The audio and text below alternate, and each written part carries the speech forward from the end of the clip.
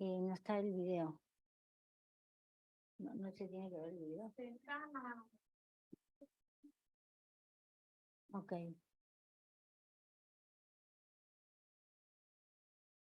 Hola, buenas noches a todos. La Sociedad Argentina de Diabetes agradece la presencia de todos ustedes y les da la bienvenida a esta cuarta reunión científica del año 2023. Esta reunión tiene como tema principal vacunas e infecciones en diabetes y en obesidad.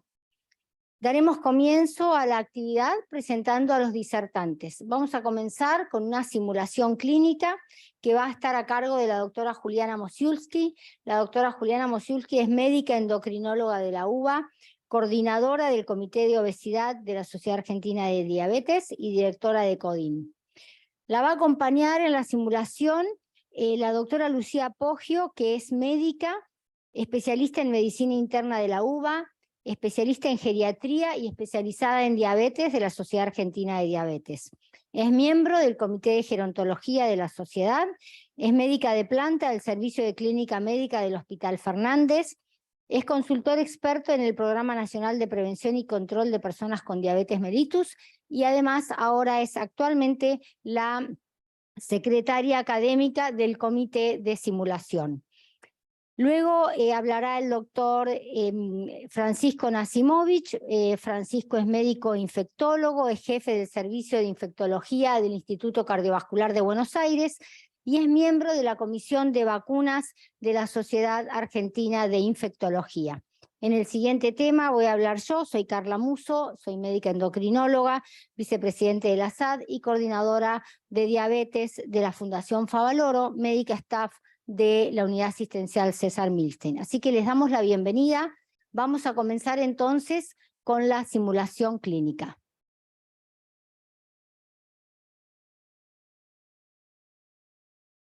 Hola. Hola Ricardo, ¿cómo estás? Me siento muy mal. Hola Ricardo, ¿qué pasa? Buenas tardes. Me siento muy mal. Me falta el aire. Bueno, vamos a tener el aire permeable, vamos a poner el saturómetro. A ver dónde está el saturómetro. No puedo respirar, doctora. Bueno, ya se va a sentir mejor, Ricardo. Vamos a poner el saturómetro. A ver, parece cianótico. Sí. Vamos a ver. Está saturando 87. Bien.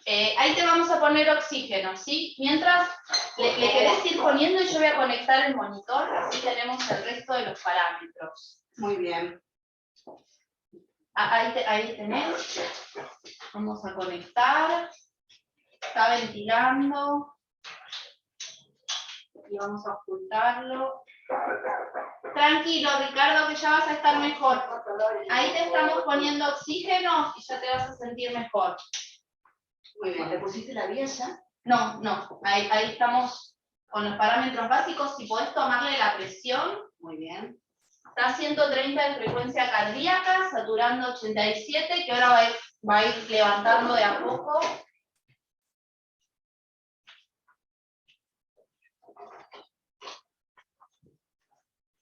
Yo le voy a ir colocando una vía. Y le saco sangre. Bien, se está conectado para la presión. Bárbaro. Ahí hacemos una medición de presión. Acá le saqué sangre, la querés ir cargando y la mandamos por la bala al laboratorio. Muy bien. A ver, 80-48, está hipotenso. Bien. Vamos a expandirlo. Muy bien, toma. Le colocamos para expansión. Vamos a ocultar. ¿Querés? Eso. Le vamos midiendo la glucemia capilar. Estamos viendo glucemia. A ver. Lado izquierdo ventila bien. En el campo pulmonar derecho tiene crepitantes. Debe ser un pinchacito, Ricardo. Ok. Crepitantes. ¿Tenemos el termómetro por ahí? Sí, ahí se lo coloco. Bárbaro. Bueno, glucemia capilar 240. 240. Entonces, Ricardo, estaba desaturando, que eso con el oxígeno ya está saturando. Uy, no termina de levantar. Voy a subir a 5 litros a ver si mejora la saturación. Voy pidiendo las plaquitas. Dale, pedí la placa de tórax y avisar del Si te laboratorio. abro el software, por favor, si podés, la plaquita de tórax, frente de perfil, y ya fue laboratorio por bala. Bueno, ahí ya mejoró la saturación, sí, Ricardo, mejoró la saturación, sigue taquicárdico y vamos a ver si tiene fiebre. Esta hipotensión lo estamos expandiendo. 38,2. Está con fiebre, bueno, vamos a pasar un paracetamol y vamos a ir viendo si con la expansión mejora bien la presión. Vamos a poner paracetamol. ¿Querés que vaya a ver si está el laboratorio? Dale, fíjate a ver si está el laboratorio. Yo le voy a poner un paracetamol y ahora vamos a pedir cultivos porque está con fiebre, crepitantes en campo pulmonar derecho. ¿Querés hacemos otra medición de presión? A ver si ya mejoró con la expansión. A ver, Ya está colocado. bien, a ver si mejoró y si baja un poquito la frecuencia cardíaca. Pero bueno, eso por la fiebre también. Sí, ¿querés que te vaya a Sí, mira, ahí está. Entonces, bien, ya está saturando bien, normotenso, sigue taquicárdico, pero está con fiebre, le estamos pasando paracetamol y mejoró la frecuencia respiratoria. Bien, bueno. ¿Qué tenemos del laboratorio? Qué bueno, Ricardo, que está mejor. El laboratorio de ingreso, una glucemia de 200, urea creatinina normales, ionograma también. Como importante tiene 26.600 blancos. Y el medio interno, un pH de 7,36, PCO 2,40, un exceso de bases de 1, bicarbonato 25 y hemoglobina glicosilada 9,5, o sea que venía hiperglucémico. ¿Tenemos la placa también? Sí, la placa también. Bueno, aparentemente tiene una consolidación derecha, ¿no? Sí, tiene broncograma aéreo. Ricardo, parece que entonces estamos frente a un diagnóstico de neumonía. Sí, parece una neumonía y usted tiene ¿Por qué diabetes. la neumonía? Bueno, Ricardo, la diabetes predispone a la neumonía, pero se puede prevenir con la vacunación. ¿Usted este año se vacunó? El año pasado mi diabetóloga me dio la orden, pero justo me resfrié y se me venció. Ah, claro. Bueno, un resfriado no contraindica la vacunación, pero ¿qué pasó después? ¿Consiguió una nueva receta? No, en realidad no. El clínico me dijo que cuando vea al diabetólogo se la pida y al final quedó en la nada. Claro, usted ve distintos médicos. ¿Y qué pasó este año? Este año justo me di la de la gripe, me parecía mucho darme las dos vacunas juntas. Bueno, se puede vacunar perfectamente con las dos vacunas y es muy importante vacunarse. Además, mi esposa dice que si me vacuno, por ahí me agarro neumonía por la vacuna. No. Claro, bueno, a veces hay esas creencias, pero bueno, también es muy importante controlar bien la glucemia. Y por los análisis estamos viendo que viene un poco alta. ¿Qué medicación está usando? Metformina o algo así, metformina todos los días, una inyección de victosa, que la verdad no me la pongo todos los días. Bueno, Ricardo, usted tiene una medicación que también lo puede ayudar con el peso, que eso es muy importante porque la diabetes y el aumento de peso predispone a tener una neumonía. Es importante que consiga un peso saludable. Ah, desde como 3 esto estoy rotando mucho de noche y mi mujer dice que me falta el aire también. Bueno, como le decíamos, la neumonía es un factor, la obesidad es un factor de riesgo para la neumonía y también tendríamos que descartar si no tiene apnea del sueño, eso quizá al alta sería importante que hiciera algunos estudios. Pero bueno, vamos a aprovechar esta situación y ya vamos a pedirle que antes de irse de alta pase por el vacunatorio del hospital y se aplique la vacuna para la neumonía, ¿le parece? Ok, doctora, muchas gracias. Fin del simulacro.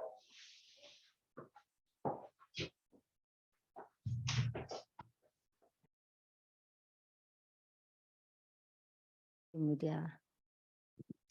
Bueno, fin del simulacro, así como dijo el técnico. Esto era un poco para mostrar, vamos a ver, Wanda, si me pones la presentación. Vamos a comenzar con la primera charla, que es cómo la diabetes y la enfermedad y la obesidad predisponen a infecciones. Y entonces, lo primero que nos vamos les quiero contar es por qué hicimos esto de la simulación. Y es un poco por esta razón que cuando nosotros estamos, digamos, lo que escuchamos, el 10% de lo que escuchamos es lo que aprendemos. Cuando vemos algo, aprendemos el 15%, pero cuando nosotros practicamos algo, y esta fue digamos, la idea de ponernos en esta situación de simulación, cuando practicamos o experimentamos algo directamente, la realidad es que entendemos y aprendemos el 80%. Entonces, si esta práctica, esto que vimos en el simulador, nos lleva a que mañana, cuando tengamos un paciente, nos acordemos de proponerle la vacunación, ya ganamos nosotros y ganó el paciente. Así que sería excelente que esto pase. Y por otro lado, ¿cómo nos puede ayudar la simulación? Nosotros en general, cuando nos planteamos y frente a un paciente, tenemos un plan para ese paciente, lo que le vamos a proponer, lo que le vamos a hacer, pero la realidad es que a veces ese plan se encuentra con varios escollos a lo largo del camino, no logramos convencer al paciente sobre todo este tema de la vacunación, ya lo escucharon al paciente lo que decía, no se preocupó demasiado. Por otro lado, problemas de acceso, problemas de no tener la receta, múltiples situaciones que llevan a que ese camino no sea tan recto y tan fácil. Y entonces, practicar esto en la simulación, en una sala de simulación, nos puede llevar a buscar más herramientas para lograr, cuando estemos frente a un paciente, no encontrarnos con tantos escollos, o al menos saber y poder tener herramientas para poder esquivarlos de alguna manera. Entonces ahora sí vamos a entrar al tema que es el rol de la diabetes y la obesidad para predisponer a infecciones. Estos son mis conflictos de interés. Y nosotros sabemos que hay una relación bidireccional entre lo que es la diabetes, la obesidad y las infecciones, ¿no? Sabemos que las personas con diabetes y obesidad tienen más riesgos de presentar enfermedades infecciosas, así como las enfermedades infecciosas en las personas con diabetes y obesidad van a ser más severas, van a tener más tiempo de hospitalización, van a tener mayor y más difícil recuperación. Y entonces acá estamos frente a estas dos enfermedades, lo que es el adipocito que se enferma de alguna manera por todos estos factores, los factores predisponentes, como son la genética, la epigenética, alteraciones en la dieta, o una dieta no saludable, estilos de vida, el medio ambiente, ¿sí? La microbiota, todo esto va a ir alterando de alguna manera este tejido adiposo que en la obesidad comienza a aumentar de tamaño y de cantidad, se hipertrofia, se hiperplasia, y comienza a liberar citoquinas, adipocitoquinas proinflamatorias, que van a llevar a disminuir la insulinosensibilidad, aumento de insulinoresistencia, y es un camino de ida hacia la diabetes. Y entonces, frente a estas dos situaciones y frente a este tejido adiposo inflamado, infiltrado por macrófagos, por células T, por estas células que de alguna manera integran este tejido adiposo hipertrófico, hiperplásico y patológico, que va a liberar adipocitoquinas proinflamatorias y que claramente va a enfermar todos los órganos y sistemas, pero fundamentalmente hoy nos vamos a centralizar en lo que es el sistema respiratorio, donde vamos a tener un paciente que al tener estas dos patologías va a tener seguramente apnea obstructiva del sueño, como bien lo mencionábamos con el paciente, mayor embolismo pulmonar, hipertensión pulmonar, que lo va a llevar desde el punto de vista inmunológico. Es un paciente que tiene una inflamación, está en una situación de inflamación crónica, con mayor susceptibilidad a infecciones. ¿Y por qué infecciones por qué la asociación de infecciones y diabetes? Bueno, El paciente con diabetes va a tener una alteración en su inmunidad con un complemento C4 disminuido, con un polimorfo nucleares que van a estar con una alteración disfuncional, con una reducción de la respuesta a citoquinas, donde va a estar favorecida la fagocitosis y la lisis de los microorganismos por macrófagos y neutrófilos, donde va a haber una activación de linfocitos y mayor producción de anticuerpos, donde va a haber un déficit de las citoquinas antiinflamatorias, va a tener un defecto el sistema inmune de la persona con diabetes, donde vamos a tener polimorfonucleares que van a tener una disminución en su movilización, en la quimiotaxis y en la actividad fagocítica, y va a haber una alteración también en la formación de anticuerpos. Entonces, este ambiente hiperglucémico que tiene la persona con diabetes va a aumentar la virulencia de los patógenos, va a disminuir la producción de interleuquinas en respuesta a infecciones, como bien dijimos, la actividad en la quimiotaxis y la fagocitosis, y hay una alteración en los polimorfonucleares. Y entonces, ¿qué pasa con los neutrófilos, que son la primera línea de defensa? Lo que van a hacer es, de tres maneras, tres formas de actuar: eliminar agentes patógenos por fagocitosis, por degranulación, o formando estos NET, que son unas trampas extracelulares de neutrófilos, que van a liberar una red de ADN, y de esta manera van a capturar a las bacterias y a los virus. Y acá, como pueden ver, en esta imagen de microscopio electrónico, ven una bacteria que está atrapada, ¿sí?, en un net, en estas trampas, digamos, que se forman. Esta es la formación de los net, de las trampas, ¿sí?, que en una situación fisiológica sucede ante la entrada de un patógeno. Ahora, esto en las personas con diabetes, y sobre todo en una situación de hiperglucemia, está alterada esta formación de NET, con lo cual van a tener una falla en lo que es la captura y la inactivación de estas digamos, bacterias o microorganismos, cualquiera de ellos. Acá tenemos un trabajo donde podemos ver en un cultivo donde hay glucemia, niveles de glucosa normal, la formación de los NET en contraposición a un cultivo donde hay glucemia elevada, glucosa elevada, es un medio rico en glucosa, y está alterada claramente la formación de NET. Esto es lo que pasa en la hiperglucemia, donde disminuye la formación de NET, y en las personas es una de las razones por las cuales las personas con diabetes tienen mayor predisposición y son más susceptibles a infecciones. Y si vemos en este trabajo, vemos que las enfermedades respiratorias en las personas con diabetes van a generar un riesgo elevado, porque son más severas ante un sistema inmune que está alterado, que tiene menor flexibilidad metabólica, hay mayor replicación viral y más comorbilidades. Y como podemos ver en este gráfico, donde vemos que en la situación de hiperglucemia y de variabilidad glucémica, va a haber una estimulación de la replicación viral, de la inflamación, una disminución de la inhibición a estos agentes patógenos, y la disfunción endotelial, que va a llevar también una alteración tanto endotelial como epitelial a nivel del alvéolo. Y estos entonces son todos los factores que llevan a las personas con diabetes a mayor tasa y días de hospitalización, mayor requerimiento de unidad de terapia intensiva y mayor mortalidad.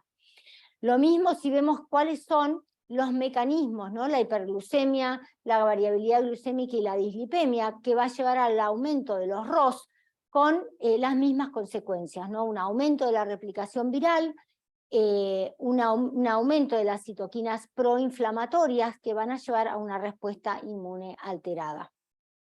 Y por otro lado, esto es algo que si bien todos hablamos de variabilidad glucémica y todos sabemos la importancia que tiene en cuanto a un mecanismo que altera y que aumenta los ROS, esto está recién siendo investigado en enfermedades respiratorias, en influenza específicamente, en modelos animales, donde se demostró el aumento de la formación de ROS, el aumento de replicación viral, de apoptosis celular y de inflamación tanto endotelial como epitelial.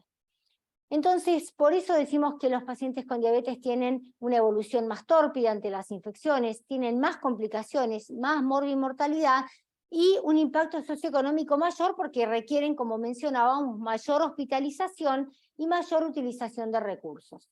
Ahora, ¿qué pasa en obesidad? ¿Cuál es la asociación? Bueno, en las personas con obesidad les pasa algo un poco diferente, pero se suma a lo que pasa a las personas con diabetes, pues sabemos que el 80% de las personas con diabetes tienen obesidad. Entonces, lo que pasa específicamente en obesidad es que hay una reducción del volumen respiratorio, va a haber anormalidades en la función muscular respiratoria, mayor riesgo de aspiración por reflujo, apnea del sueño y mayor volumen de citoquinas proinflamatorias. Como vemos acá, tenemos la obesidad como una enfermedad inflamatoria crónica, como así la describimos, donde va a haber múltiples alteraciones a nivel respiratorio, con una disminución de la compliance, con aumento del síndrome de apnea obstructiva del sueño y con una dificultad en las vías respiratorias. Esto hace que la persona con obesidad tenga una dificultad seria ante la inflamación aguda, o sea, el paciente con obesidad tiene una inflamación crónica y responde de esta manera, pero frente a la inflamación aguda tiene una alteración tanto en la inmunidad innata como adaptativa que lo lleva a tener, a tener mayor susceptibilidad frente a las infecciones. En cuanto a este tejido adiposo, que es claramente patológico, infiltrado por macrófagos, por células T, que van a liberar citoquinas proinflamatorias y que lo van a llevar a esta disbiosis, por un lado, y por otro lado a el avance de este grado de inflamación crónica que lo lleva al aumento del estrés oxidativo, de la disfunción endotelial, de la insulinoresistencia y una alteración frente a las infecciones respiratorias, sobre todo, como mencionábamos. Cuando vemos esto, yo les quería mostrar lo que ha pasado a lo largo de los años. Hay cientos de trabajos sobre influenza y qué pasaba con obesidad. Y fíjense que algunos trabajos tienen varios años. Este trabajo del 2011, lo que mencionaba es que de 3.050 pacientes, los que tuvieron índice de masa corporal mayor de 40, tenían duplicada la entrada a unidad de terapia intensiva y muerte. Este otro trabajo un poco más reciente del 2020, también hablaba de la obesidad como un factor independiente para aumento de infecciones, y en este último trabajo hablaba de tanto el bajo peso como el sobrepeso, índice de masa corporal mayor de 40, implicaba mayor tasa de hospitalización. Y entonces lo que surge de estos trabajos es que la asociación entre obesidad y enfermedad respiratoria llevan a mayor tasa de hospitalización, mayor necesidad de unidad de terapia intensiva, menor respuestas a los antivirales y a los antimicrobianos, y menor respuesta a la vacunación, y son pacientes que por supuesto hipoventilan por su obesidad. En cuanto a los pacientes que entran a unidad de terapia intensiva, ¿cuáles son las complicaciones? Tienen mayor riesgo de síndrome de distrés respiratorio, mayor síndrome de apnea obstructiva, mayor riesgo de tromboembolismo pulmonar. Es más difícil intubarlos, examinarlos, movilizarlos, requieren equipos especiales, tanto de resonancias, camillas, etcétera, y esto dificulta los traslados y las maniobras, y por supuesto las maniobras de resucitación son muchísimo más complejas en una persona con obesidad. Y además, como si esto fuera poco, los pacientes con obesidad eliminan los virus más lentamente que los no obesos, aumentando su contagiosidad. Esto quiere decir que las personas con obesidad tendrían que tener, o por ejemplo en el COVID, tendrían que haber tenido mayor tiempo de aislamiento cuando estaban contagiados por COVID o por cualquier otra enfermedad infecciosa. El ambiente asociado a obesidad también hace que surjan cepas más virulentas, y a mayor índice de masa corporal se va a asociar a mayor cantidad de virus exhalados, con lo cual evidentemente las personas con obesidad contagian más las enfermedades infecciosas. Y esto es un poco ver cómo este estado inflamatorio alterado va a llevar a alteraciones en todo lo que es la regulación inflamatoria por inmunosenescencia, por envejecimiento, por un retraso en la inflamación o por una tormenta de citoquinas, como estuvo muy bien descrito en la pandemia por COVID. Y lo que nos menciona en este trabajo es que la obesidad afecta el fenotipo inflamatorio de los adipocitos, convirtiendo estos adipocitos en adipocitos claramente que tienen otra reacción frente a la inflamación. Para terminar, decimos que la obesidad del huésped altera la dinámica viral, tanto la carga, la diversidad y la patogenicidad, así como la duración de la misma. Y para traer algo rápido de COVID, ¿qué nos enseñó COVID?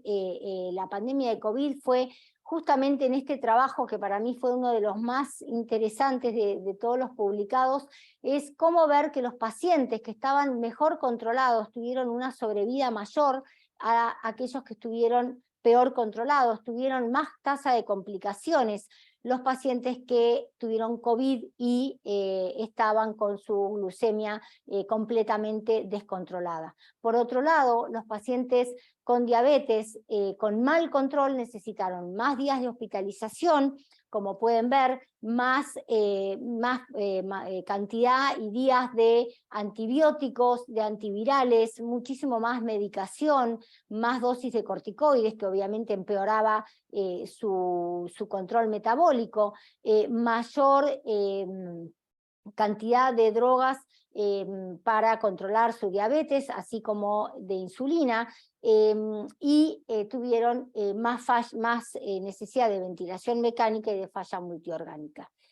¿Y qué pasó con los pacientes con obesidad? Lo que se vio en los pacientes con obesidad, este es un trabajo interesante porque demostraron que la edad no era un factor de riesgo cuando uno tenía obesidad, sino que lo importante era el índice de masa corporal, que en este trabajo los pacientes que tenían menos de 60 años estuvieron más graves que los de más de 65, justamente por la obesidad. Entonces, para terminar, ¿qué aprendimos de la pandemia? Bueno, que debemos dar prioridad al tratamiento de la diabetes y de la obesidad para disminuir la mortalidad por infecciones, pero por sobre todo, darle mucho peso al peso. Muchas gracias. Bueno, ahora lo invitamos al doctor Francisco Nasimovich, que nos va a hablar de la importancia de la vacunación en las personas con diabetes y obesidad. Muchas gracias, Carla. Muchas gracias por la invitación. A los infectólogos siempre nos gusta mucho compartir con especialistas de otras disciplinas, porque nuestra especialidad es así. Somos médicos de cabecera solamente de los pacientes portadores del VIH o que viven con VIH, y nos gusta intercambiar con otras disciplinas, sobre todo que ustedes tienen tan en su ADN el tema de la prevención. Me pidieron que les diera cosas bien prácticas, y yo voy a tratar de hacer así. Cualquier cosa quedarán para las preguntas. Y voy a tratar en medio de las cosas prácticas contarles algunos tips de interés que creo que pueden ser para ustedes justamente algo que les llame la atención. Bueno, ustedes saben que en Argentina, que tenemos muchos problemas, tenemos unas cosas muy positivas, y una de ellas es que en salud Argentina tiene uno de los esquemas de vacunación más completos del mundo, ¿no? Hay más de 20 vacunas para todas las edades, así que ahora en la pandemia nos ha golpeado en diferentes sentidos, y en uno de ellos justamente es que han bajado notablemente las coberturas vacunales, ¿no? La gente que está vacunada. Así que hay muchos niños vulnerables a infecciones que son habitualmente prevenibles por vacunas, ¿no? Ahí puede ser.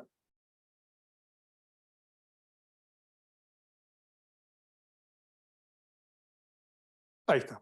Bueno, estos son mis conflictos de interés, y me parecía interesante recordarles algunos temas. Vieron que en la pandemia se habló mucho de vacunas, por suerte, ¿no?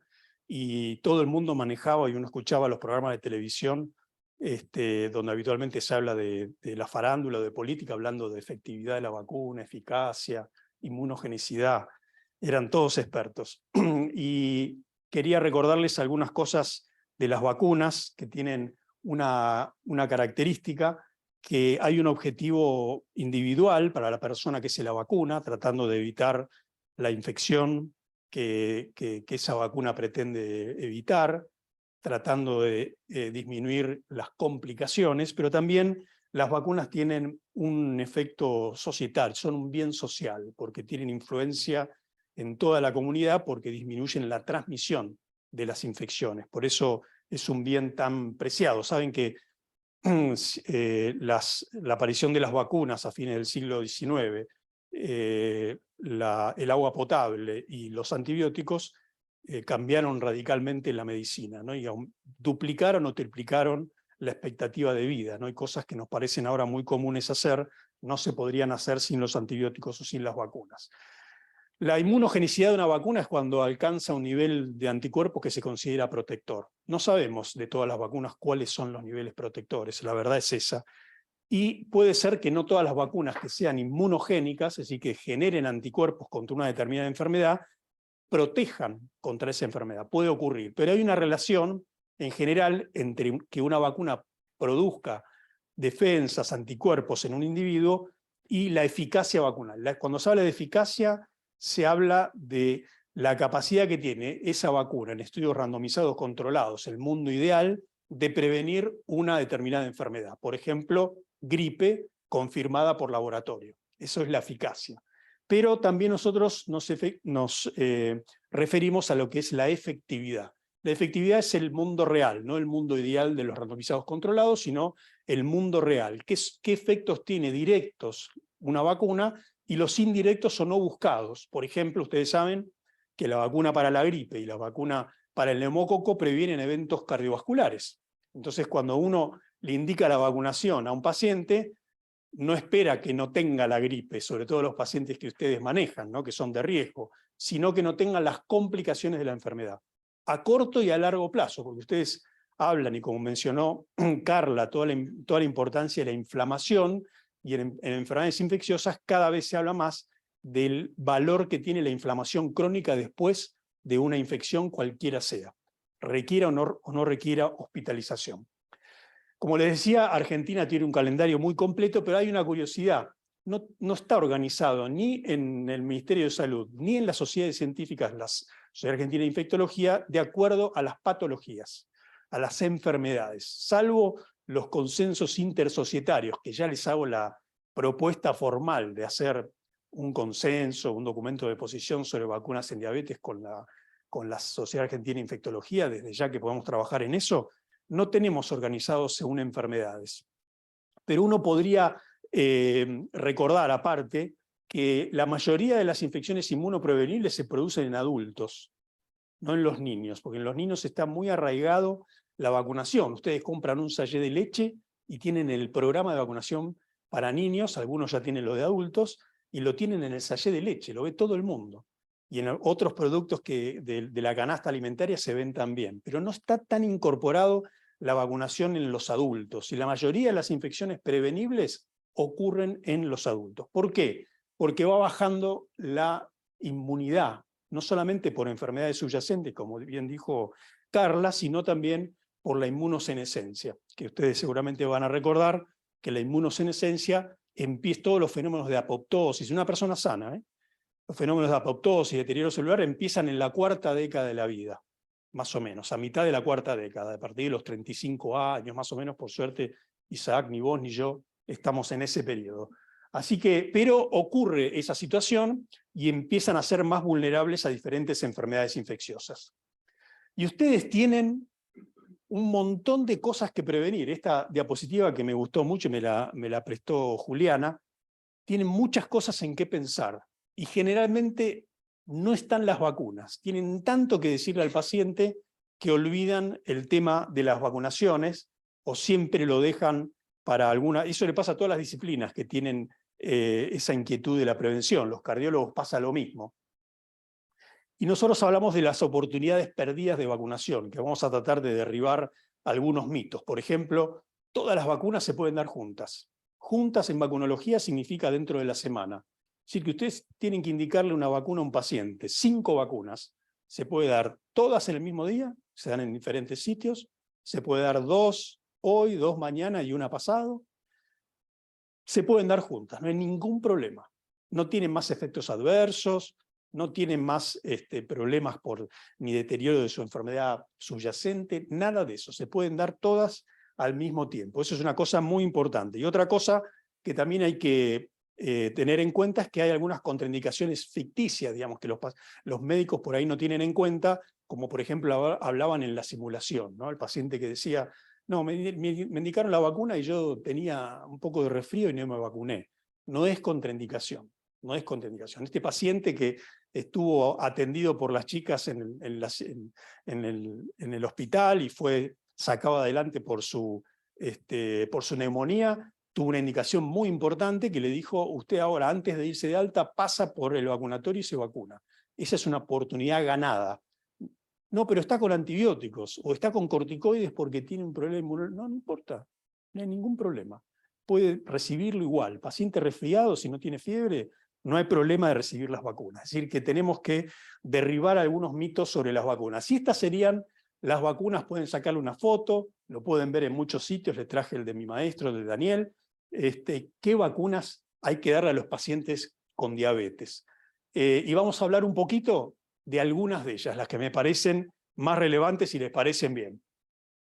La gripe, la vacuna antigripal es única entre todas las vacunas, porque es una vacuna que tiene que fabricarse todos los años y responde a una vigilancia mundial. Argentina tiene una vigilancia muy importante, es un referente en Latinoamérica, hay 5 lugares, o 6 lugares, porque hay 2 en Estados Unidos, donde se reportan los virus de la gripe circulando en nuestro país, y los demás países hacen lo mismo. Argentina reporta al CDC en Estados Unidos, hace una vigilancia de más de 30.000 virus anualmente, y con esa información que se le da de todos los países, la Organización Mundial de la Salud todos los años, 2 veces por año, le dice a las compañías farmacéuticas, tienen que hacer la vacuna de esta manera. Las vacunas que tenemos de la gripe no son ocurrencia de las compañías, la tienen que hacer de acuerdo a lo que le dice, y el ANMAT, nuestro organismo regulatorio, no acepta ninguna vacuna en el país que no sea las que tienen la formulación de la Organización Mundial de la Salud. Así que es un tema muy importante eso, 2 formulaciones anuales, tienen un largo tiempo de fabricación, porque la mayoría de las vacunas para la gripe se hacen en huevos embrionados, y para cada vacuna hace falta un huevo, así que hace falta millones de huevos para hacer, y a veces el virus es tan agresivo que mata los huevos, entonces es difícil producir las vacunas, pero por suerte se demora más o menos unos 6 meses, 6 a 9 meses hasta que llega la formulación, pero por suerte hay nuevas formas de fabricación, como las de cultivo celular, que se hacen mucho más rápidamente, y es una característica que todas las vacunas que vamos a ver se pueden dar en cualquier momento del año, no hay que esperar nada. Y la de la gripe, en realidad también, esa idea de que hay que darla en otoño, porque es mejor, es cierta, siempre es mejor dar antes de que empiece a circular el virus de la gripe, pero saben que el virus de la gripe, si hay algo que tiene de predecible, es que es impredecible. ¿Se acuerdan este año en verano? El calor que hizo en verano, había circulación de gripe en Argentina. Con 40 grados de sensación térmica, había circulación de gripe. Es decir, que el virus no se detiene, había circulación baja, pero en enero, febrero, ustedes pueden ver en los informes del Boletín Epidemiológico Nacional, estaba circulando gripe. Entonces es un virus que está todo el tiempo. Así que los pacientes de riesgo, como lo que ustedes ven, se pueden vacunar en cualquier momento del año. Ustedes los identifican. En octubre, en septiembre, si está circulando el virus de la gripe, les van a hacer un favor. Lo pueden vacunar en ese momento. No hay que vacunar solo a principio de año, sobre todo en los pacientes de riesgo. La vacuna de la gripe, la efectividad y la eficacia de la vacuna depende de tres cosas. Depende de las personas, del virus y de la propia vacuna. De las personas porque hay muchas situaciones que disminuyen la respuesta inmune, como bien lo dijo Carla, por ejemplo el índice de masa corporal, por ejemplo las comorbilidades como la diabetes, ciertos hábitos que hacen que la respuesta inmune sea menor, pero no por eso uno va a dejar de dársela, porque puede ser útil igual, pueden tener formas más leves y sobre todo se pueden prevenir las complicaciones. Otra es del virus. Saben que el virus va cambiando su carga genética todos los años un 1%. Entonces hay que fabricarla todos los años porque no hay todavía una vacuna universal. Entonces tenemos que dedicarnos a fabricar vacunas todos los años nuevas. Y después la propia vacuna, ¿no? La dosis, el tipo de vacuna, si está hecho con adyuvantes. En Argentina, ¿cuáles vacunas de la gripe le tienen que dar? La que haya. Si ustedes me dicen si tengo alguna preferencia, lo importante es que se vacune. Los mayores de 65 años tratamos de darle las adyuvantadas, que solamente están disponibles en el ámbito público, no privado, que tienen más efectos adversos, como toda vacuna adyuvantada, porque tienen un componente lipídico que produce muchas reacciones locales. Pero uno le avisa al paciente, es como la del zóster. Mire, va a tener, muy probablemente tenga dolor y se le va a poner colorado, pero eso significa que su sistema inmune está respondiendo bien. Y los pacientes lo entienden perfectamente. Y son vacunas que mejoran la respuesta inmunológica. Pero después cualquiera de las que haya disponible, trivalente, tetravalente, con adyuvante, lo que sea, ustedes indiquen vacuna antigripal 2023 y es muy importante que haya unas buenas coberturas. Neumococo. Tenemos 2 vacunas disponibles, que como la de la gripe no son una vacuna, son 23 o 13 vacunas en una sola administración, y la de la gripe son 3 si es trivalente o 4 en una sola aplicación. Eso es muy importante tenerlo en cuenta porque la eficacia y la efectividad de la vacuna va a depender de los serotipos de neumococo o de los tipos de virus de influenza que estén circulando. Y no se puede pensar que van a tener la misma eficacia superior al 90% que la vacuna del tétano, por ejemplo, ¿no? Bueno, así que son 2 vacunas que tenemos disponibles, la 13 y la 23. La 13 es la conjugada y la 23 es la polisacárida, la vieja polisacárida. ¿Qué aportan las conjugadas? ¿Qué es lo que tienen que saber ustedes? Que las conjugadas mejoran la respuesta de la polisacárida, la 23, a los serotipos que comparten, por un lado.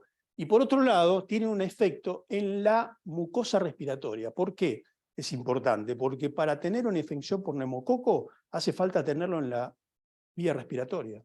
En un estudio que hicimos hace unos años con el Ministerio de Salud, en Capital Federal, 30% de las personas que no están vinculadas al sistema de salud están colonizadas con neumococo, una condición indispensable para tener una infección. Y las conjugadas lo que hacen es disminuir la colonización por neumococo. Tiene un efecto que no tiene la polisacárida. Y por eso se da primero la conjugada y después la polisacárida preferentemente. Les cuento una cosa que les puede interesar. ¿Saben que los anticuerpos que genera el neumococo, la vacuna para el neumococo, tiene unos epitopes que comparte con las LDL? Y compite con las LDL y disminuye la captación por los macrófagos para hacer células espumosas. Ustedes la conocen también para la génesis de la aterosclerosis. Entonces, eso es una de las razones por las cuales el neumococo previene eventos cardiovasculares. Cuando indiquen la vacuna, díganle que el gripe del neumococo les va a disminuir los eventos cardiovasculares y cerebrovasculares y los pacientes la van a aceptar. Este es el esquema de vacunación que pueden fotografiar actual, pero por suerte acaba de ser aprobada por el ANMAT la vacuna conjugada 20 valente, que va a reemplazar a estas 2, y va a haber que dar solo la 20 valente. Así que nos va a ayudar un montón, porque siempre es complejo implementar vacunaciones que sean más de una dosis. Siempre es complejo y trae confusión. Una herramienta práctica para ustedes. Esquemas que no están completos de cualquier vacuna no se reinician, se completan. Por ejemplo, un clásico, hepatitis B. ¿Cuántas dosis se dio? Y me di 2, pero la segunda es hace como 5 años. Y entonces le indican de vuelta el esquema, no. ¿Le falta una? Se le da esa. Y listo. Tenía una, se le da otra, y la tercera, y listo. Hepatitis A, igual. Tétanos, que ya ahora vamos a hablar algo, igual.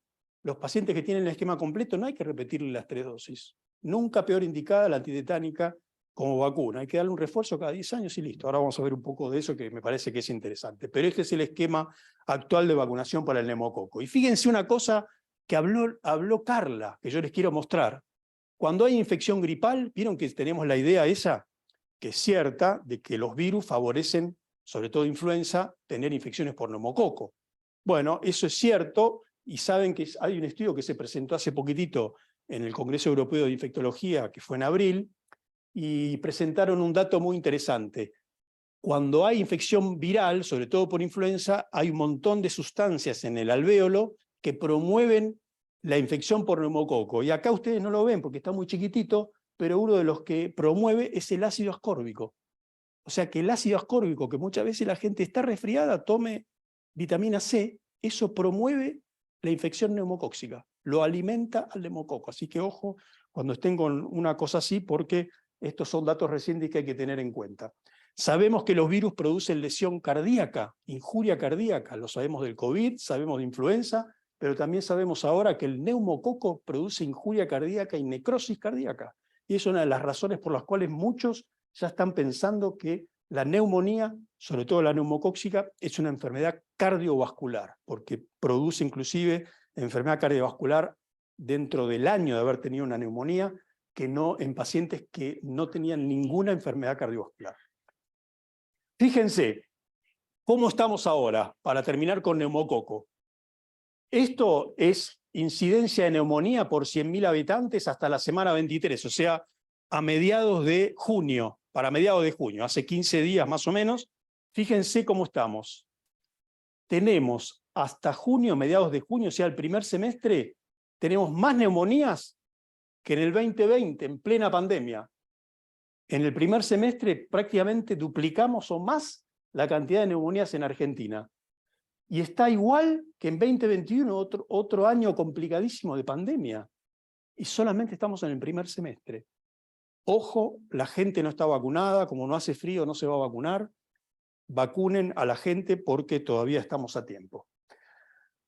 Y una cosa importante que ustedes tienen que saber es la multimorbilidad. ¿Ustedes saben qué porcentaje de los diabéticos tienen solo diabetes? Isaac, más o menos. ¿Sabés vos? De los pacientes diabéticos tienen solo diabetes. O vos, Carla. Acá en Argentina. Otra cosa. Bueno, ese es un registro que tenemos que hacer. Ahora le voy a mostrar datos. Es otra iniciativa que podemos hacer.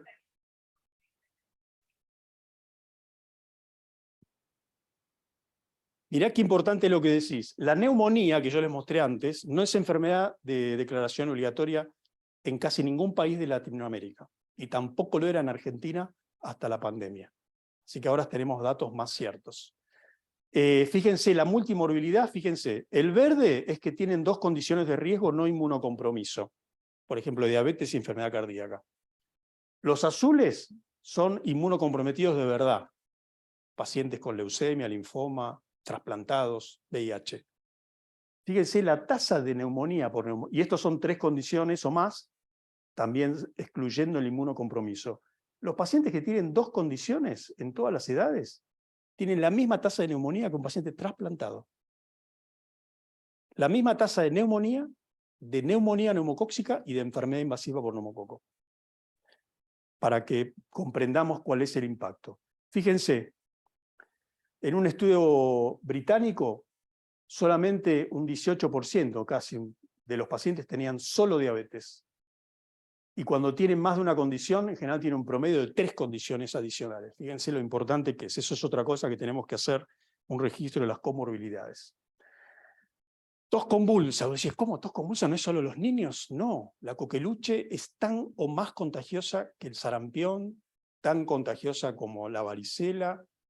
¿Y cuál es el problema con la coqueluche? Que la gente no piensa en ella, porque piensa que es solo de los niños. y nosotros tuvimos coqueluche, estábamos vacunados, va bajando la inmunidad, podemos portar la Bordetella pertussis y contagiar a los niños. Y a veces son las causas de tos crónica. Así que es un diagnóstico que no se piensa, y fíjense, en Estados Unidos, los pacientes que tienen condiciones subyacentes que necesitan hospitalización, y sobre todo los que tienen más de una condición. La Bordetella sigue estando entre nosotros. En Argentina, antes de la pandemia, hubo un brote de coqueluche que mató a varios niños. Se murieron niños por coqueluche, siglo XXI, en Argentina. No estaban vacunados. Se murieron en Estados Unidos. Niños con coqueluche por no estar vacunados, porque tienen movimientos antivacunas muy potentes. ¿Cómo se controló el brote en Argentina? Vacunando a las embarazadas. ¿Con cuál? Con la triple bacteriana celular. Difteria, tétanos, pertussis. Esa es la que hay que indicar. Cuando tienen que indicar la del tétanos, de la pandemia, sí, 2018. La triple bacteriana celular. Fíjense, difteria, tétanos, pertussis. Difteria, hubo el año pasado un brote en Paraguay, ¿no? Que está en la China.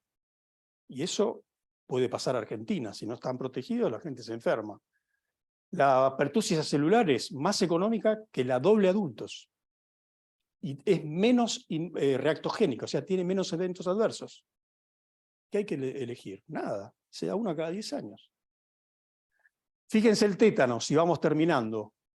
La cantidad de gente que tiene tétanos en el mundo, con esta mortalidad, de los cuales, de este millón, 13% y 25% de los que se mueren son diabéticos. ¿Cómo puede ser? Fíjense este estudio simplemente para que tomen una dimensión que es poquitos pacientes, pero le midieron los anticuerpos para el tétanos a pacientes que no tenían úlceras y diabéticos y sí tenían. Fíjense que estos pacientes tienen menos que el nivel protector. No es que hay que dosar niveles, hay que vacunarlos.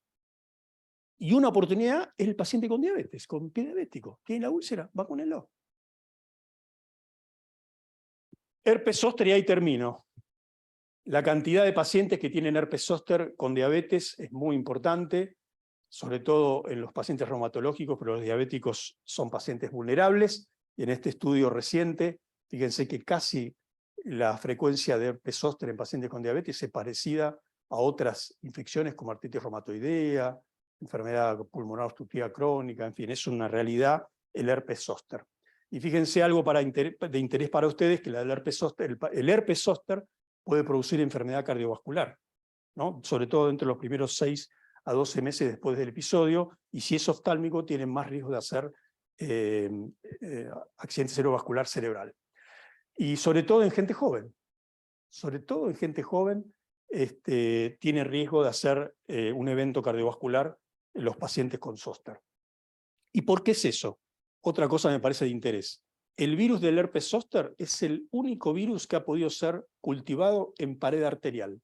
No hay ningún otro virus que sea capaz de eso. Ni siquiera el coronavirus, que hace microtrombosis, o sea, compromete el torrente vascular, pero no en la pared vascular. Sí el varicela zóster. Y la complicación más habitual de la varicela zóster es la neuralgia posherpética, que es tan invalidante, ustedes lo conocen muy bien, y que no disminuye con el tratamiento adecuado. Y con todo lo que tiene que ver del impacto físico, psicológico, social y de actividades de la vida cotidiana que impacta con la neuralgia posherpética. Y esta vacuna realmente es una vacuna. La nueva la estábamos esperando hace años, porque teníamos la de virus vivos atenuados, que no se podía dar en muchos huéspedes inmunocomprometidos, y ahora esta es una vacuna que es inactivada, que tiene un adyuvante, el 80% tiene dolor en el sitio de aplicación, que tenga reacción adversa local en la primera dosis no significa que la va a tener en la segunda dosis se da a los 2 a 6 meses después, y no está contraindicada en inmunocomprometidos. La verdad es que cuando vimos este primer trabajo hace unos años, con esta eficacia clínica, hacía tiempo que no veíamos una vacuna con tanta eficacia clínica, medio que desconfiábamos un poco de que fuera tanto, porque la última con tanta eficacia había sido la de la hepatitis B, pero esta vacuna es muy eficaz y tiene una eficacia muy alta, a diferencia de la de virus vivos atenuados, para evitar la neuralgia posherpética. Y fíjense, los pacientes con diabetes también, la eficacia de la vacuna, la eficacia vacunal es muy alta. ¿Cómo se da esta vacuna? en cualquier momento del año, la del herpes zóster, ¿dónde está? Herpes zóster, 2 dosis. ¿El problema cuál es? Costos. No está en el ámbito público, es poco probable que esté, porque hay otras prioridades en Argentina, pero está en el ámbito privado, y es una vacuna costosa, pero es realmente muy buena. Para terminar, HPV, acuérdense que está la 9 valente, son 3 dosis. En las mujeres se puede vacunar hasta los 49 años, en los varones hasta los 29 años, 27 años, son 2 dosis, es muy importante tenerla en cuenta porque muchas veces se olvidan y saben que los pacientes que ustedes manejan tienen más incidencia de HPV y el cáncer. Y creo que ninguna más por ahora. Gracias.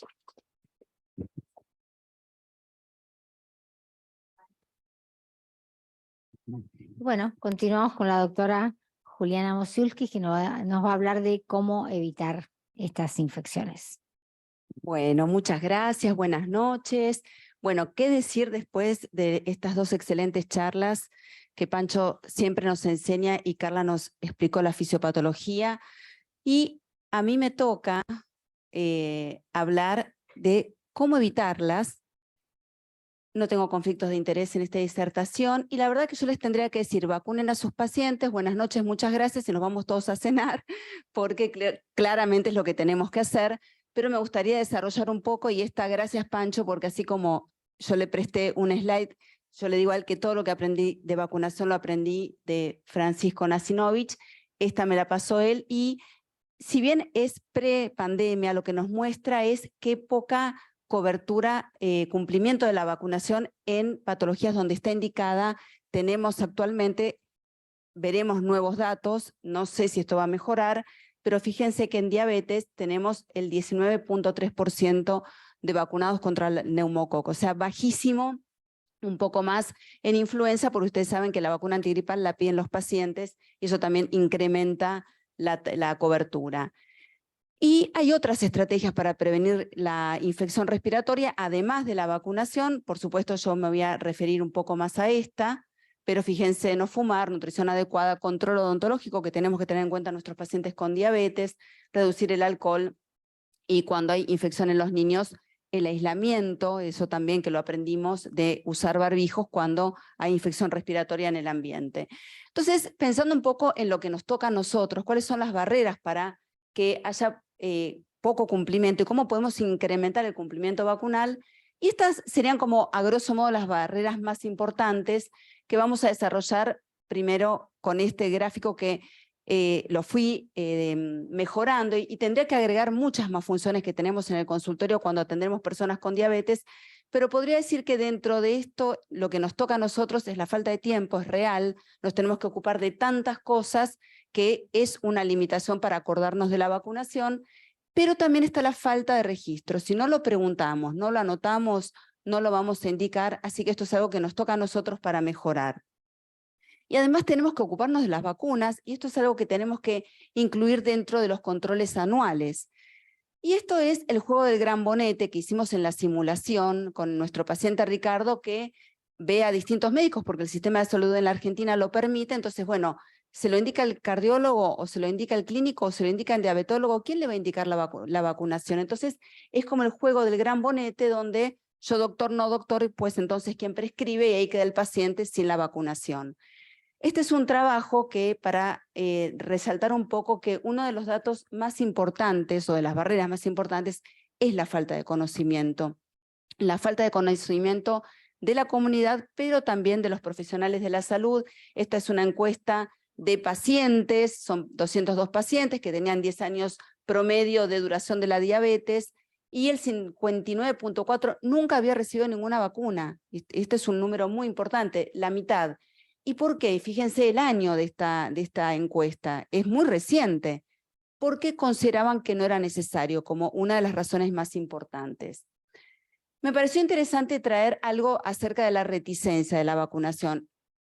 La reticencia es la negativa a vacunarse existiendo evidencia fehaciente de los beneficios de la vacunación, lo que tal vez asistimos en la pandemia de COVID con los grupos antivacuna. Esto no sucede tanto en la vacunación antineumocóxica y antigripal, pero me interesaba traerles este trabajo porque dividió en 3 dominios cuáles son los determinantes de la reticencia a la vacunación, el dominio individual y de preferencias o de influencias sociales, el dominio que tiene que ver con la vacuna o la vacunación en sí misma, y el dominio del contexto. Solamente para mostrarles que dentro del dominio de la influencia social individual está el conocimiento y digamos, la alarma acerca de la importancia.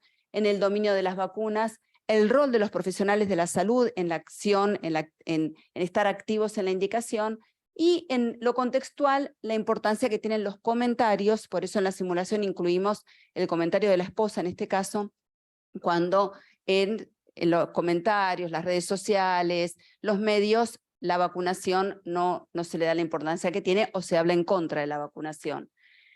Esta mañana el doctor Martín Rodríguez, así al estilo agencia TELAM de noticias, me dice, recién salió un trabajo en la revista Medicina, que me pareció interesante también ponerlo en esta presentación, porque es una encuesta que hizo el grupo de Cuidar, que es la Asociación para el Cuidado de la Diabetes en la Argentina, cuya presidenta es Liliana Thieri, y este trabajo que una de las integrantes es su hija, por la cual fundó la Asociación Cuidar, que ahora es médica. Es una encuesta que podría tener bastantes debilidades metodológicas, porque tiene básicamente un sesgo de selección, porque es una encuesta de 1.425 personas del entorno o de la red cercana a Cuidar, por lo tanto podemos pensar que son pacientes educados o que tienen un conocimiento, pero lo que es interesante es que la idea fue recabar conocimientos y apreciaciones de las personas con diabetes y su entorno cercano en relación a la vacunación para influenza y los riesgos, y explorar el nivel de confianza hacia las vacunas.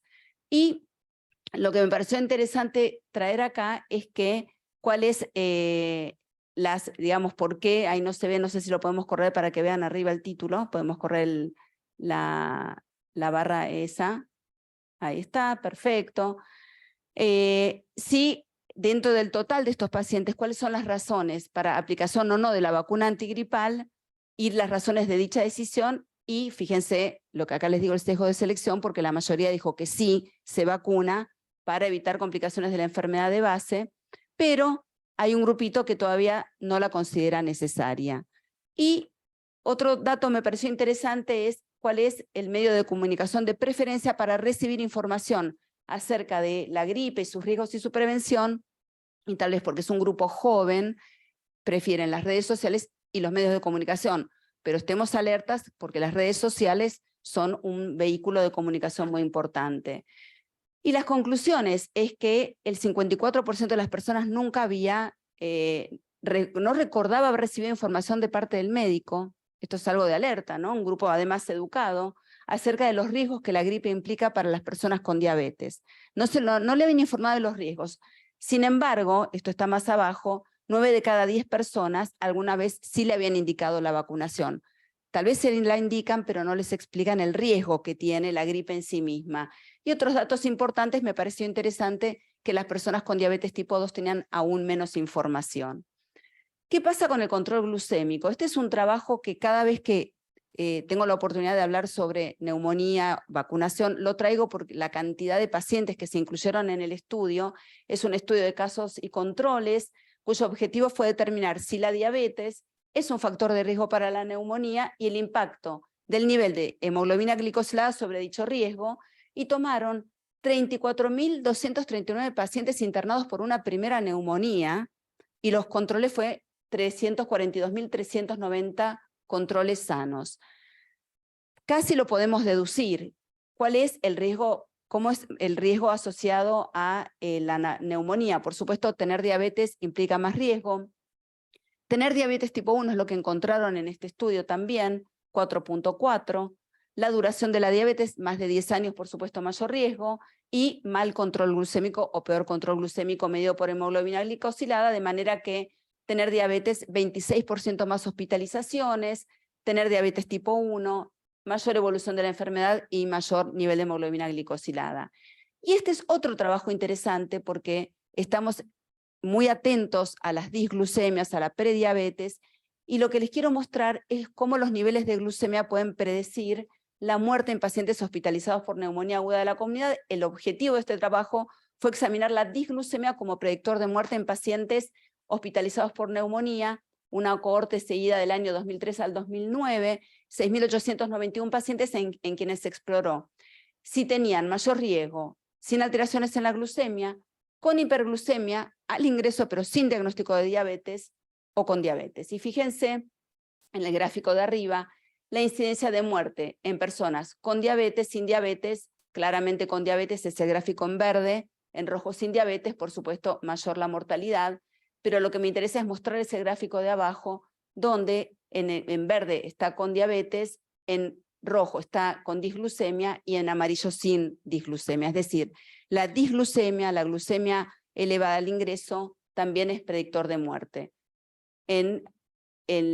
medido a los 28 y los 90 días. Es decir, tenemos que estar atentos a las disglucemias y la relación de mortalidad con neumonía. Carla lo nombró, estamos también empezando a hablar de la variabilidad glucémica y su relación con la muerte por influenza. Lo dijo muy bien cuáles son los motivos, donde también la variabilidad glucémica aumentaría la gravedad, pero también por una disfunción endotelial, por aumento de las moléculas de adición a nivel pulmonar, y esto también generaría mayor severidad de la influenza. Encontré este trabajo que me pareció muy interesante porque lo que hicieron fue medir el efecto temprano de la variabilidad glucémica a los 28 días y de mortalidad, ¿no? Y cómo esto podía impactar en la permanencia en la unidad de terapia intensiva en pacientes con neumonía. Entonces, ¿qué fue lo que hicieron? El objetivo fue muerte a los 28 días y el objetivo secundario, la prolongación de la estadía en UTI, más de 14 días. Para eso, esto fue un estudio retrospectivo de un solo centro, tomaron 282 pacientes con una edad promedio de 68, que habían tenido una internación por neumonía entre el año 2018 y 2019, y le habían medido la hemoglobina glicosilada 2 meses previos. ¿Cómo midieron la variabilidad? Bueno, en realidad no lo midieron con un monitor continuo ni con un monitor flash, sino que midieron 3 glucemias en sangre entera y calcularon un coeficiente de variación, ahí tienen la cuenta si alguien lo quiere calcular, y determinaron mayor riesgo, un alto coeficiente de variación mayor a 36%. Y fíjense lo que encontraron. No encontraron mayor mortalidad con los valores de hemoglobina glicosilada, o con tener diabetes o no tener diabetes. Encontraron mayor mortalidad por tener mayor variabilidad que menor variabilidad. Y también mayor prolongación de la estadía relacionado a la variabilidad glucémica. Entonces concluyeron que la presencia de diabetes o hemoglobina glicosilada alta por sí sola era insuficiente para predecir la mortalidad a los 28 días y la estadía en UTI, y la alta variabilidad glucémica medida dentro de los 48 días posteriores al ingreso a la unidad de cuidados intensivos aumenta la mortalidad y la prolongación en terapia intensiva. Y este trabajo, porque dije, seguramente mis amigos de la SAD, que son muy tecnócratas, me van a preguntar, bueno, ¿hay algún estudio que haya medido con monitor continuo de glucemia? Bueno, sí, encontré este estudio que lo que midió fue la proyección de estadía en unidad de terapia intensiva en pacientes con diabetes que habían recibido, o sea, con diabetes, sin diabetes, con corticoides, sin corticoides, y encontraron que el mayor tiempo de estadía en unidad de terapia intensiva fueron los pacientes que tenían mayor variabilidad glucémica tratados con glucocorticoides teniendo diabetes. ¿Cuál fue el coeficiente de variabilidad que tenían estos pacientes?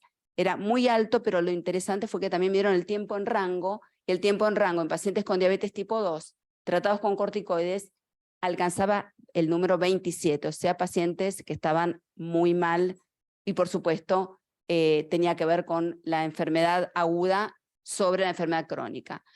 Acá quiero parar un segundo porque estos estudios cambiaron el tratamiento de la diabetes. Dijeron, o sea, a partir de estos estudios nosotros empezamos a mirar la superioridad de las drogas en la muerte cardiovascular y nos sorprendimos cuando el estudio líder nos dijo que podíamos prevenir el 22% de mortalidad cardiovascular y el EMPA-REG el 14%. Y yo les quiero mostrar este estudio, que también lo conocí gracias a Francisco, que Francisco y también Carla habló de cuáles son los mecanismos que subyacen a esto, pero así como Francisco dijo, cuando pensemos en neumonía, pensemos en mortalidad cardiovascular, veamos la parte contraria, que es cómo la vacunación para influenza puede reducir la mortalidad cardiovascular en pacientes con diabetes, y este es un estudio con un N de 241.115 pacientes con un seguimiento de 4 años, que evaluó mortalidad por todas las causas, bueno, el MACE, mortalidad por todas las causas, muerte cardiovascular, muerte por infarto o ACV, en este caso muerte, bueno, sería no fatal, y las hospitalizaciones por complicaciones de la diabetes, y fíjense que la vacunación para influenza cómo redujo el riesgo de todas las causas de muerte y de muerte cardiovascular. Ahí se los muestro. Y el riesgo relativo se redujo al 17% y al 16% respectivamente en mortalidad por todas las causas y muerte cardiovascular. Y para terminar, yo les quiero contar una historia, esta es la historia de, este es un artículo que salió en New England Journal of Medicine en el año 1982, refiriéndose a una historia que había ocurrido muchos años antes, en el año 1935, de un chico de 27 años que se interna, un chico con diabetes tipo 1, de 15 años de evolución, se interna por una descompensación aguda, por hipoglucemia y con antecedente, pero se interna en este caso por una enfermedad respiratoria y lamentablemente fallece. Este paciente fue Leonard Thompson, el primer paciente que recibió insulina en la historia, y qué paradoja del destino, un paciente que pudo sobrevivir gracias a la insulina, no pudo sobrevivir porque no existían todavía las vacunas. Así que estamos en una época donde podemos prevenir la muerte de nuestros pacientes, así que ahora con estos mensajes, sin duda, en personas con diabetes, la gripe y la neumonía aumentan, la tasa de hospitalización, ingreso a UTI y muerte, además de la duración de la diabetes y del control metabólico, la variabilidad glucémica, aumenta la mortalidad y la permanencia en UTI por neumonía, la vacunación antigripal reduce el riesgo de muerte cardiovascular por todas las causas, y ahora sí, para concluir les puedo decir que vacunen a sus pacientes y que además tratemos la diabetes hasta alcanzar los objetivos de hemoglobina glicosilada y de tiempo en rango. Así que muchas gracias, no perdamos la oportunidad para vacunar a nuestros pacientes.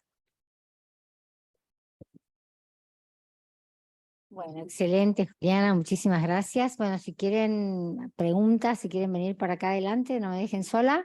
Llevamos el... ¿Qué tal? ¿Cómo les va? Yo una consultita nomás. Así como en el Plan Nacional de Diabetes para incorporación y que a los pacientes les den la medicación y los insumos que necesitan, ¿no se podría incluir la vacunación tanto de gripal como neumococo en eso, intentar que se incluya? Perdóname, no le escuché la primera parte.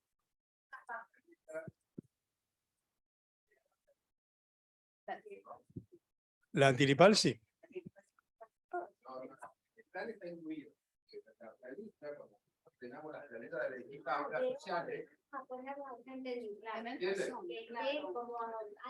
Como un control de calidad. Nosotros gestionar eso para que las obras sociales... para los pedidos.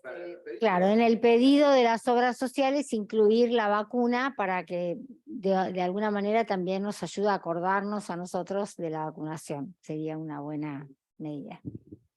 Hay preguntas.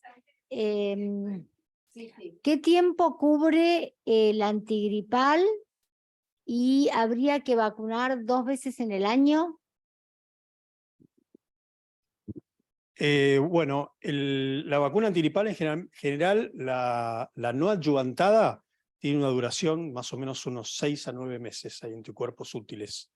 La adyuvantada dura un poquito más, pero no mucho más que eso, puede llegar hasta el año, digamos. Y después si hay que vacunar 2 veces, en realidad es una pregunta interesante para discutir con los infectólogos. Hay algunos estudios que dicen que pacientes de alto riesgo se podrían beneficiar con una segunda dosis, pero no es un estándar de cuidado y por ahora no se indica y no hay ninguna sociedad científica que promueva eso, si bien hay algunos estudios que muestran este detalle que les conté. Hay otra pregunta. Bueno, lo del COVID, que no mencioné nada, gracias por la pregunta, la Graciela. La vacunación del COVID, lo que está ahora vigente es dar la bivalente, porque recibimos hasta el año pasado la monovalente que tenía la cepa original, la de Wuhan, y ahora la bivalente tiene la cepa original de Wuhan más la Omicron, ¿no? Así que en este momento la recomendación es que pacientes de riesgo, como los que ustedes manejan, tienen que darse una dosis por lo menos 6 meses después de la anterior. Así que eso está vigente. También la del COVID se puede dar con la de la gripe, con la del tétanos, con la del neumococo, no hay ningún problema. Bueno, eso es, en general hay que dejar pasar entre 3 a 4 meses después del COVID, que es más o menos lo que se espera. De 4 a 6 meses es lo que uno espera. En pacientes de alto riesgo tal vez uno no espera los 6 meses, ¿no? Para darle la bivalente, porque muchos se vacunaron la última vez en diciembre, enero, que no estaban las bivalentes todavía, entonces si es un paciente de riesgo a esta altura, por ahí me gustaría tenerlo ya protegido con la Omicron. Hay baja circulación y hay bajo testeo. Sí.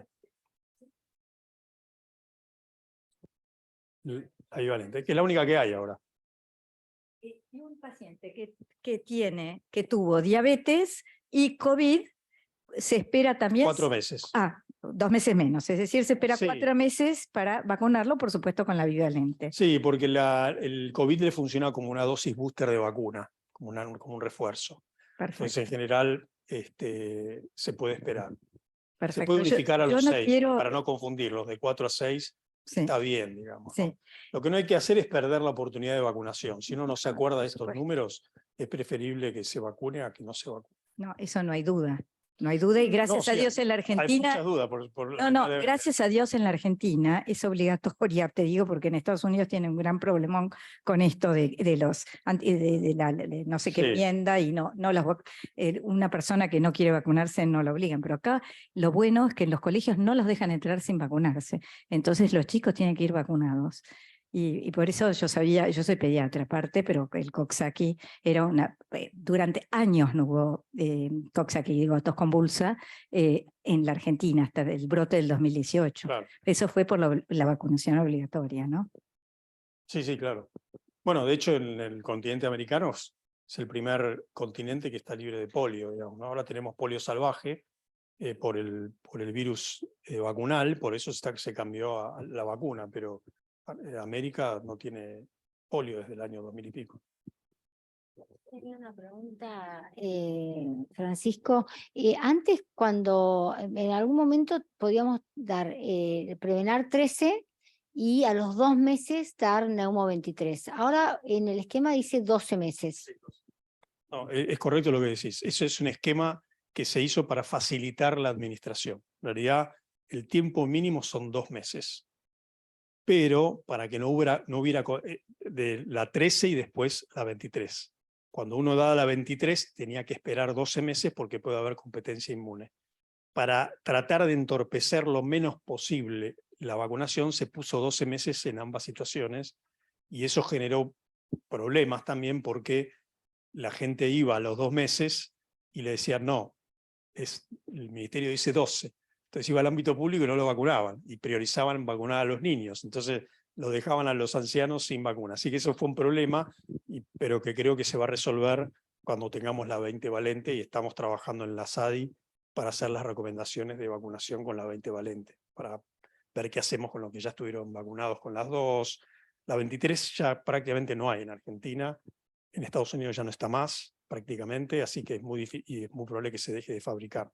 Así que tenemos que definir esos detalles, pero lo importante es que se vacunen. Una cosa que pasaba con la 13 y la 23 era que los pacientes recibían una de las dos y no sabían cuál. Y muchas veces en el carnet de vacunación venía vacuna para la neumonía, ¿no? Entonces, si les pasa eso, es mejor que le den la 13 y después la 23 a los 2 meses si no saben cuál recibieron. Mejor que estén vacunados que no. ¿Los chicos de qué edad? Bueno, esa pregunta todavía no está respondida, porque en el 2000, cuando en el año 2000, no está respondida porque todavía no se tomó una conducta. Cuando en el 2000 se incluyó la conjugada 7 valente en Estados Unidos, esos chicos ahora son adultos mayores de 18. ¿Y qué pasa con esos chicos que recibieron las 3 dosis de las 7 ahora, con esos chicos que tienen alguna comorbilidad? ¿Qué se les da? Bueno, los americanos están sugiriendo 15 o 20, pero no está claro qué hacer. Nosotros acá la incorporamos en los niños en el 2013, Sí. así que todavía tenemos unos años para pensar, pero vamos a tener que pensar. Si el chico ese de 10 años es diabético, yo creo que como indicación individual le daría una vacuna, si la tuviera ahora, 20 valente. Pero eso va a tener que definirlo la Sociedad Argentina de Pediatría. Es una cosa que no está respondida a qué se va a hacer con esos pacientes que se vacunaron ya hace 20 años con las primeras conjugadas. Hay unas preguntas interesantes. La triple bacteriana celular es rara, hay dos en el mercado, no está, en el mercado privado está, sí, no sé por qué no la encontró, y en el mercado público el ministerio la da gratuitamente en las embarazadas. No está para todo el mundo, porque una cosa es la decisión como estrategia de salud pública y otra cosa es la recomendación de sociedades científicas o la recomendación individual. El Estado se hace cargo de dársela a las embarazadas por aquel brote de coqueluche que hubo, así que las embarazadas reciben la triple bacteriana celular. No se la dan a otras personas, pero la pueden acceder en el ámbito privado. El paciente que tuvo gripe, eso es que si se vacuna, eso es importante. Si tiene gripe confirmada, es muy importante porque los pacientes que ustedes manejan pueden tener más de un cuadro gripal por diferentes tipos de virus. Ahora está circulando el H3N2. Hay casi nada H1N1 y hay B. Entonces, pueden tener los pacientes con diabetes, y sobre todo los que tienen más de una comorbilidad, pueden tener una infección por B y dentro de unas semanas tener A. Así que si el paciente tuvo gripe, una vez que se recupera, se puede vacunar.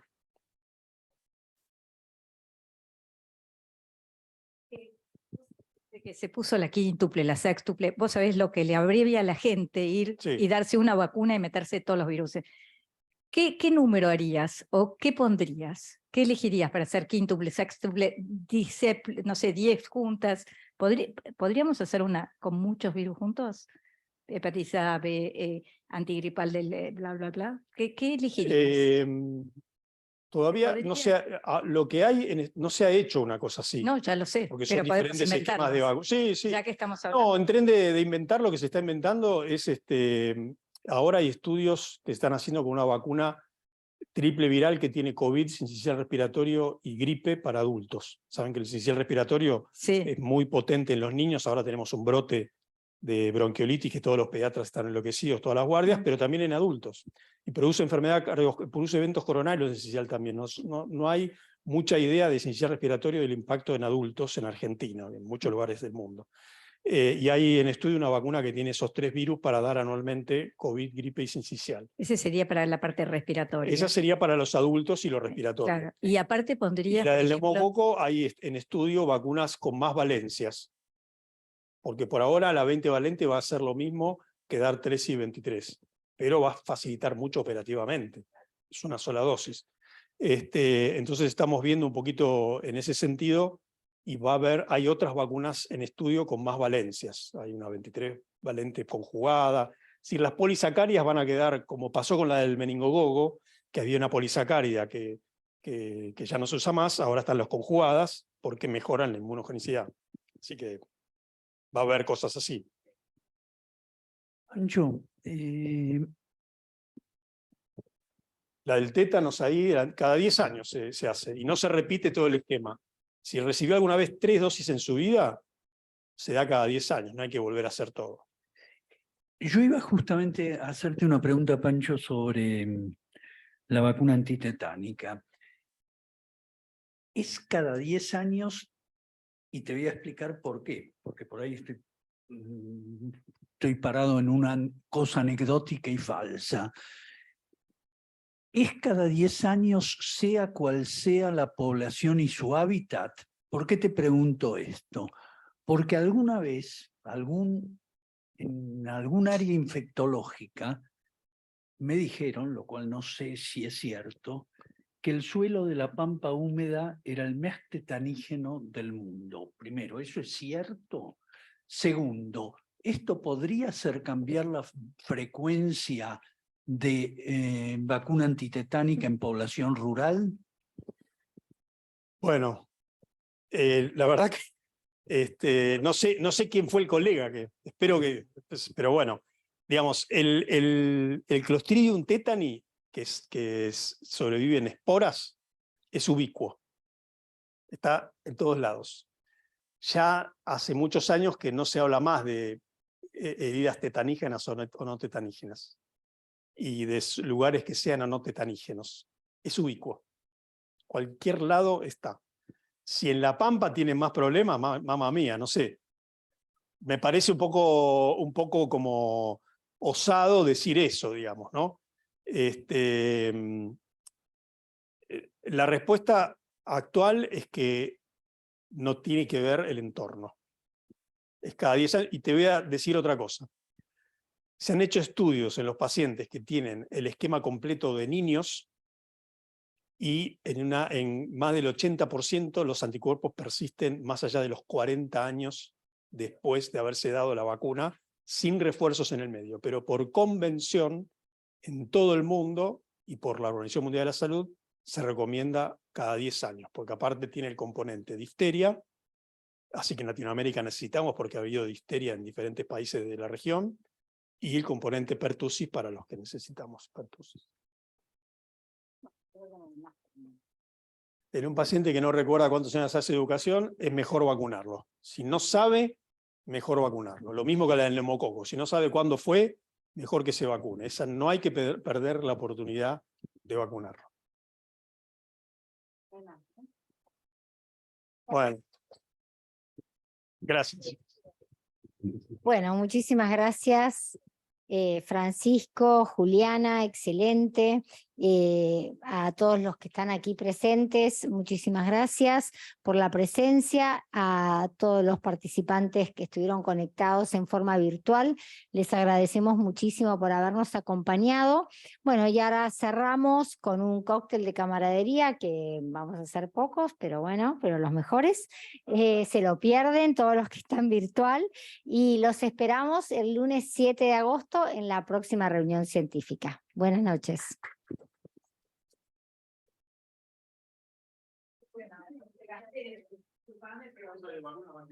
No.